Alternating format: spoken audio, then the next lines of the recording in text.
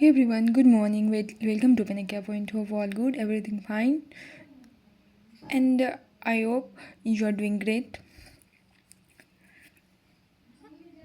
आप लोग अपने जो भी एग्ज़ाम का प्रिपरेशन कर रहे होंगे अच्छे से कर रहे होंगे। और तो चलिए हम रोज़ की तरह न्यूज़ देखेंगे। आज इम्पोर्टेंट डेज और थीम भी इंक्लूड किए इसमें, तो चलिए देखते हैं। So let's start. Important days देखेंगे। 27 सितंबर को मनाया जाता है world tourism day.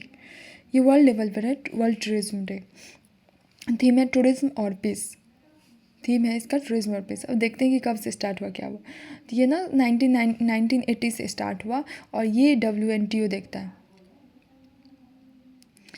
United Nations World Tourism Organization. और ये एडॉप्शन इसका हुआ 27 सितंबर 1970 में। याद रखना 27 सितंबर को 17 सितंबर को वर्ल्ड टूरिज्म डे मनाया जाता है और थीम इम्पॉर्टेंट हो जाता है। तो टूरिज्म और पीस, थोड़ा सा आप घूम फिर लीजिए, शांति मिलेगी। तो टूरिज्म और पीस को एसोसिएट कर लीजिएगा। गूगल बर्थ एनिवर्सरी, गूगल का जो है एनिवर्सरी बनाया जा रहा है। तो देखते हैं कब इसका। तो 27 सितंबर को गूगल बर्थ एनिवर्सरी। फाउंड हुआ था इसका 4 सितंबर 1988 में लैरी पेज और सर्जी ब्रिन, कैलिफोर्निया में।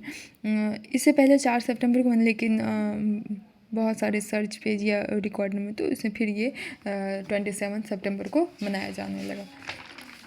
अगला हम न्यूज़ टॉपिक हम स्टार्ट करते हैं IPEF हम देखेंगे कि इसमें कितने पिलर्स होते हैं, इसमें कितने कंट्री हैं, इसका क्या ऑब्जेक्टिव, इसको लॉन्च कब किया गया था, इंडिया का क्या स्टेटस है, ये सब हम देखेंगे। IPF क्या होता है? Indo Pacific economic framework. जो भी इंडो पैसिफिक रीजन में जो कंट्री आते हैं, जो भी वो मेंबर बनेंगे। तो इंडिया जो है, न्यूज़ में है कि इंडिया जो साइन किया है ये 14 member IPF block agreement in a clean and fair economy. इसका 4 पिलर होता है, उसमें इंडिया जो क्लीन और फेयर इकोनॉमी में साइन किया है। ये तो समझ में आ रहा है। लॉन्च ये मई 2022 में हुआ टोक्यो जापान में। ऑब्जेक्टिव यही है कि इकोनॉमिक एंगेजमेंट को और बढ़ाना है और कॉपरेशन, मतलब जो भी पार्टनर कंट्रीज़ हैं इसमें उसके बीच कॉपरेशन हो। किस चीज़ के लिए? आगे की, मतलब हम ग्रोथ को आगे बढ़ा सके, इकोनॉमिक स्टेबिलिटी रखें और रीजनल प्रॉस्पेरिटी का बात करें हम। मेंबर इसमें 14 कंट्रीज़ हैं, जैसे हम देख लेते हैं कुछ। Australia, Brunei, Fiji, India also member. देखिए कोई भी ऑर्गेनाइजेशन, कोई भी कुछ, मतलब स्कीम हो या कुछ भी, चाहे कोई भी सेक्टर्स हो, डिफेंस हो या कुछ, उसमें हमको देखना है कि इंडिया का क्या स्टेटस, क्या इसमें इंडिया पार्ट है, क्या है उसमें इंडिया क्या कर रहा है, इसका इंडिया का क्या कंट्रीब्यूशन। तो इंडिया मेंबर्स है इंडोनेशिया, जापान, रिपब्लिक और Malaysia, New Zealand, Philippines, Singapore, Thailand, USA और वियतनाम। 14 कंट्रीज़ का ये है। और लॉन्च 2022 में होता है। और ये 14 कंट्रीज़ जो है अकेले ग्लोबल GDP का 40% मतलब कि रिप्रेजेंट करता है। मतलब अगर ग्लोबल GDP देखें तो अकेले 40% ये 14 पार्टनर्स कंट्री के द्वारा दिया जाता है। और ग्लोबल गुड्स और सर्विस ट्रेड में 28%। तो सो देखिए कि कितना ये 14 कंट्रीज़ इंपॉर्टेंट है और कितना इसका कंट्रीब्यूशन है ग्लोबल लेवल पे। पिलर्स हम इसका देख लें। पिलर्स, इसका 4 पिलर्स होता है। फेयर और resilient trade, supply chain resilience, clean economy और फेयर इकोनॉमी। हम एक एक करके देखते हैं। फेयर और रिजिलियंट ट्रेड में जैसे ट्रांसपेरेंट ट्रेड हो, जैसे और ऐसे ट्रांसपेरेंट ट्रेड हो, जैसे करप्शन फ्री हो या कुछ भी उस तरीके से हर चीज़ एक पारदर्शिता से हो। और ऐसे इशू को देखना है, जैसे चाइल्ड लेबर हो गया, डिजिटल कम्युनिटी, इस सब को मेन फ्रंट पे लाना। और इस सब के क्या इशू हैं, इस सब के बीच क्या वजह है, क्या हम इसको कैसे मिटिगेट कम कर सकते हैं, ये सब काम है। फेयर और रिजिलियंट ट्रेड, इंडिया का स्टेटस इसमें ऑब्जर्वर है। एक सप्लाई चेन रिजिलियंस क्या होता है? जैसे होता है कि किसी भी चीज़ के लिए हम अपना सप्लाई चेन को बूस्ट करें, ताकि कभी कोई पेंडेमिक आया, कुछ भी उस तरीके से बुरे समय में हम खुद को रिजिलियंट कर पाए, हम खुद को उस चीज़ से, हम अगर उस सिचुएशन में पड़ते हैं तो हम उस चीज़ से उबर भी सकते हैं। फिर है क्लीन इकोनॉमी। और ये इकोनॉमी क्लीन इन्वायरमेंट का बात कर रहा है। ये हमको इन्वायरमेंट इस तरीके से, इकोनॉमी को इस तरीके से बूस्ट करना होगा कि इन्वायरमेंट को भी हम फेयर इकोनॉमी, इसमें है कि एंटी करप्शन, जैसे एंटी करप्शन का बात कर रहा है, और ट्रांसपेरेंट हो, फेयर टैक्स सिस्टम हो, और इंडिया का इसमें एक्टिव पार्टिसिपेंट है। इंडिया जो है पिलर 1, 2, 3 ज्वाइन, चारों पिलर ज्वाइन किया, लेकिन ऑब्जर्व स्टेटस पिलर 1 और पिलर 1 में ऑब्जर्वर स्टेटस और पिलर 4 में एक्टिव पार्टिसिपेंट है।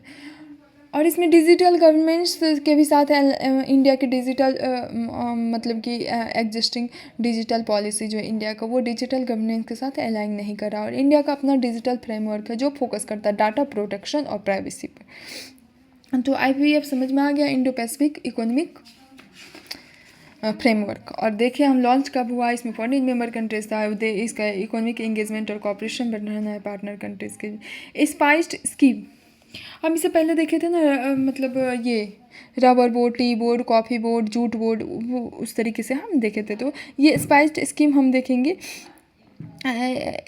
इसमें देखेंगे कि कितने समय के लिए और कब लॉन्च हुआ, ये इसमें क्या इसका क्या ऑब्जेक्टिव है, ये स्पाइस बोर्ड किस तरीके का कैसा बोर्ड है, इसका एम क्या है। तो स्पाइस्ड बोर्ड जो स्कीम जो है ये अनवेल किया गया स्पाइस बोर्ड ऑफ इंडिया के द्वारा, और ये किस मिनिस्ट्री के अंदर आता है, तो मिनिस्ट्री ऑफ कॉमर्स और इंडस्ट्री के अंदर आता है।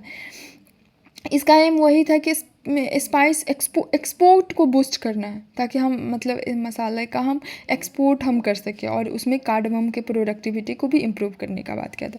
बजट इसमें 422.30 करोड़ का बजट इसमें पास किया गया फाइनेंशियल ईयर 2025 और 26 के लिए। ये एक ऑनलाइन एप्लीकेशन तैयार किया जाएगा, मतलब ऑनलाइन एप्लीकेशन स्टार्ट हुआ 20 सितंबर 2024 से, और एक तरह से जियो टैगिंग किया जाएगा, ट्रांसपेरेंसी इसमें रखा जाएगा। ऑब्जेक्टिव यही है कि इसमें मिशन वैल्यू एडिशन और इनोवेशन का बात किया जा रहा है, कि हम एक्सपोर्ट पे ध्यान दे रहे हैं, और हमें एक्सपोर्ट को इस तरह हम मतलब यहाँ इसका प्रोडक्शन इस तरीके से करें कि एक्सपोर्ट को हम मतलब बहुत ही लार्ज नंबर में इसको एक्सपोर्ट कर सके। क्लीन और सेफ स्पाइस हो, क्योंकि एक्सपोर्ट हो रहा है, डिमांड है, तो हमको अपनी तरफ से ट्रांसपेरेंसी रखना होगा। GI टैग स्पेसिस, जो भी मतलब ये स्पाइस हैं जिसको GI टैग मिला, उसको भी प्रमोट होगा। फार्मर ग्रुप और FPO को एम्पावर करेंगे, ताकि वो उसको भी उस तरीके से मिल पाए, और वो भी उस चीज़ को प्रोडक्टिविटी उसका बढ़ पाए। असिस्टेंस को प्रायोरिटाइज करेंगे, कार्डमम फार्मर को हम सपोर्ट करेंगे, ताकि फार्मर तो पिलर एकदम से सेंट्रल पिलर मेन पिलर होता ही है, फार्मर को हम उस तरीके से असिस्टेंस दे पाएंगे, फार्मर को उस तरीके से हम हेल्प दे पाएंगे, सपोर्ट दे पाएंगे, ताकि वो अच्छे से उस चीज़ का प्रोडक्शन हो पाए। पोस्ट हार्वेस्ट क्वालिटी और सस्टेनेबिलिटी का बात किया जाएगा। हार्वेस्ट के बाद कैसा इसका क्वालिटी है, और किस तरीके से इसको सस्टेन करने के लिए और इसके क्वालिटी को बरकरार रखने के लिए कैसे किया जाएगा। जैसे मिशन क्लीन और सेफ स्पाइस प्रोग्राम लाया जाएगा, सपोर्ट फॉर टेक्निकल एडवांसमेंट, और जैसे प्रोडक्ट के डेवलपमेंट का बात किया जाएगा। मार्केट डेवलपमेंट, जब तक मार्केट नहीं तैयार होगा, जब तक इसको आप प्रमोट नहीं कीजिएगा, तो फिर एक्सपोर्ट कैसे होगा। और स्पाइस इंक्यूबेशन सेंटर का स्थापना होगा। हम स्पाइस बोर्ड देख लेते हैं, ये स्टैच्यूटरी बॉडी है। स्पाइस बोर्ड एक्ट 1986 में बना था, और ये डिपार्टमेंट ऑफ कॉमर्स के अंदर आता है, लेकिन ये स्कीम मिनिस्ट्री ऑफ कॉमर्स और इंडस्ट्री के तहत लाया गया। इसका प्राइमरी फंक्शन है कि कार्डमम के डेवलपमेंट का होगा, प्रमोशन करना है, development, spice export, quality control, export के लिए सबको रेगुलेट करना है। बहुत सारी रिसर्च भी कार्डमम पर किया जाएगा। और ये CRES देखे थे, ये certification of registration exporter of spice, मतलब जो भी हम एक्सपोर्ट कर रहे हैं और जो भी ले रहा है, उसके दोनों के पास सर्टिफिकेट होना चाहिए। और ये सर्टिफिकेट कौन इशू करेगा, तो स्पाइस बोर्ड सर्टिफिकेट को इशू करेगा। तो स्पाइस स्कीम समझ में आ गया होगा कि क्या है, किस तरीके से। अब अगला न्यूज़ है डिफेंस। चाइना जो है कंडक्ट किया ICBM टेस्ट। ये ICBM क्या है? चाइना के द्वारा ICBM का परीक्षण किया गया था, इंटर कॉन्टिनेंटल बॉलिस्टिक मिसाइल, और ये एक long range ballistic missile system है, और ये न्यूक्लियर वेपन्स के शस्त्र के लिए डिज़ाइन किया गया है, उसके डिलीवरी के लिए। ये क्या करेगा, ये बहुत डिस्टेंस को ट्रेवल कर सकता है, हाई स्पीड होगा, और ये to deliver war heads across country और वास्ट डिस्टेंस कवर कर।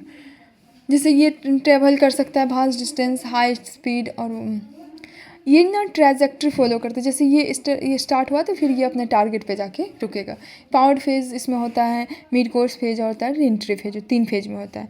टाइप्स इसका 3 टाइप होता है। टैक्टिकल बॉलिस्टिक मिसाइल, ये शॉर्ट रेंज का होता है। थिएटर बॉलिस्टिक मिसाइल ये मीडियम है। और ये क्या ICBM, तो इंटर कॉन्टिनेंटल बॉलिस्टिक, ये लॉन्ग रेंज का है। तो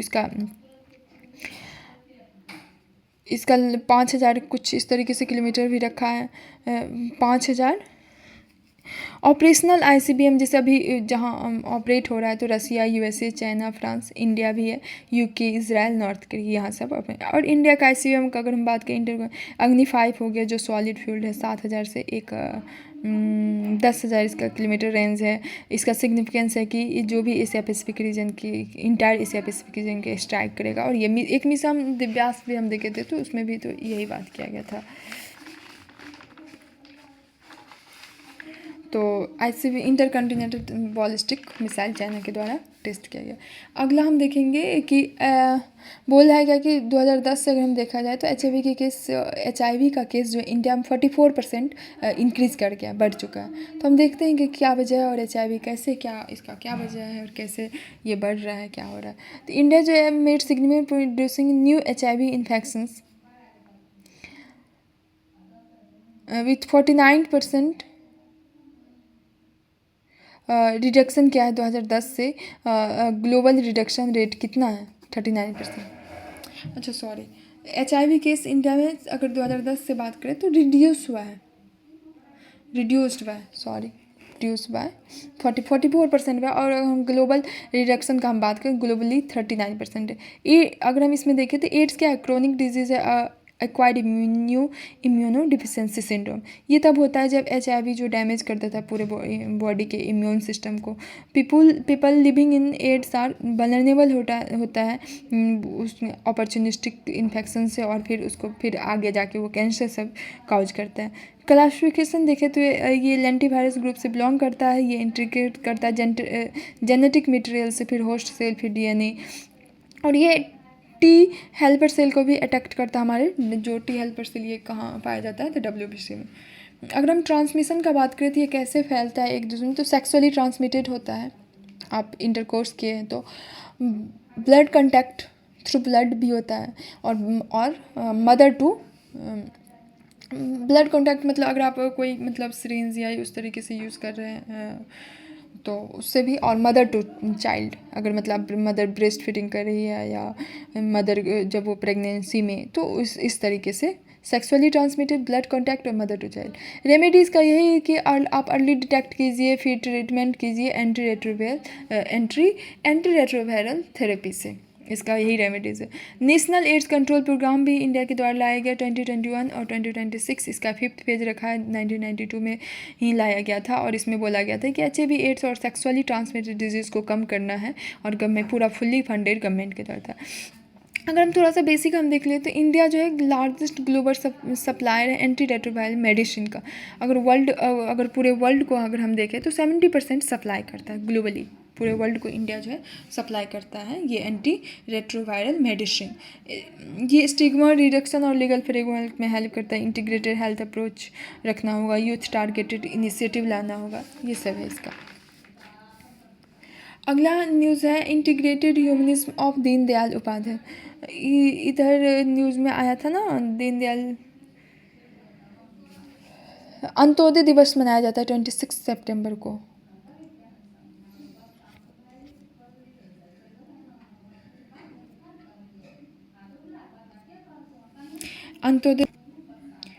अंत्योदय दिवस हाल ही में इधर मतलब ये पंडित दीनदयाल उपाध्याय जी के बर्थ एनिवर्सरी के रूप में अंत्योदय दिवस मनाया जाए 25 सितंबर को इधर हाल ही मनाया। तो हम थोड़ा सा देखेंगे, इनका एक प्रिंसिपल था इंटीग्रल ह्यूमनिज्म, तो उस पर भी बात करेंगे, लेकिन पहले हम देख लेते हैं इनका थोड़ा सा बेसिक अर्ली लाइफ क्या कैसे इनका किस तरह बॉर्न इनका यूपी में बॉर्न हुआ था। एजुकेशन करते हैं सनातन धर्म कॉलेज अर्ली एजुकेशन, फिर हायर कानपुर में हुआ था अर्ली, फिर हायर संत जॉन्स कॉलेज आगरा में, फिर सिविल सर्विस एग्ज़ाम के लिए भी ये क्वालिफाइड हुए थे। और ये निकनेम पंडित जी इनको मिला था कि ये एग्ज़ाम देने जाते धोती कुर्ता पहन, तो वहीं से इनको पंडित जी का। ये आरएसएस के प्रचारक भी रहे हैं, आरएसएस कैंपेनर भी रहे हैं। भारतीय जनसंघ के 1951 में फाउंड हुआ था, उसके फाउंडर भी रहे हैं। और ये अगर आज जो भी बीजेपी पार्टी हम देख रहे हैं उसके कहीं ना कहीं ये भारतीय जनसंघ बीजेपी के इस्टेब्लिशमेंट में भी हेल्प किया। कंसेप्ट इंटीग्रल ह्यूमनिज्म ये फोकस करता है हॉलिस्टिक डेवलपमेंट, मतलब पूरा एकदम से हॉलिस्टिक डेवलपमेंट हो जिसमें फिजिकल मेंटल और स्पिरिचुअल का हम बात किया जाए, तीनों जैसे होता है ना, यूनिटी हो या बैलेंस हो बॉडी माइंड और सोल में। तो कहीं ना कहीं इन्हीं पे इनका थोड़ा सा ज़्यादा झुकाव था, इस पे ज़्यादा जोर था। तो हम अंत्योदय क्या होता है, लास्ट पर सोसाइटी में, मतलब अपलिफ्ट करना, uplifting last person in society. Antyodaya मतलब अंत उदय कहने का मतलब कि लास्ट पर्सन जो है उसको, लास्ट पर्सन मतलब गरीब से गरीब लोगों को आप रोज़गार दीजिए या कुछ उससे। और इसके तहत APL BPL हम देखते हैं ना, ये PDS में चलता है जो भी होते हैं, तो बहुत ही लोअर कॉस्ट के रेट पे गेहूँ चावल जो भी सब दिया जाता है, दाल। तो वही अंत्योदय दिवस इनका के रूप में, इनके बर्थ एनिवर्सरी के रूप में मनाया जाता है। और अंत्योदय इसका एक कोर प्रिंसिपल था जिसमें यही इस चीज़ को लेके आगे बढ़ा है। और 25 में, और ये इंटीग्रल ह्यूमनिज्म क्या होता है, वही है कि आपके बॉडी माइंड इंटेलेक्ट और सोल के बीच एक हार्मोनी हो, एक यूनिटी हो। इंडिविजुअल्स और सोसाइटी के बैलेंस डेवलपमेंट को ये प्रमोट करना चाहते थे कि सोसाइटी और इंडिविजुअल्स के में एक बैलेंस हो। बोलते थे, इनका कहना था क्लासलेस, कास्टलेस और कॉन्फ्लिक्ट फ्री सोसाइटी हो। उनका विज़न था कि इस तरीके से हो, कोई बड़ा कोई छोटा नहीं, या कोई मतलब ये कास्ट बड़ा वो कास्ट बड़ा, या कॉन्फ्लिक्ट सोसाइटी हो, कॉन्फ्लिक्ट फ्री, लड़ाई झगड़े से ऊपर। ये एंशियंट इंडियन आइडिया को भी पे भी जोर देते थे, जैसे वननेस से एक, मतलब एकता का बात, वननेस और यूनिटी का बात करते थे ह्यूमन सिविलाइजेशन में और पॉलिटिकल लाइफ में। इनका कोएग्जिस्टेंस और हार्मोनी विथ नेचर के साथ कोएग्जिस्टेंस और हार्मोनी का बात करते थे। और बोलते थे क्या कि एक कैपिटलिज्म और कम्युनिज्म को भी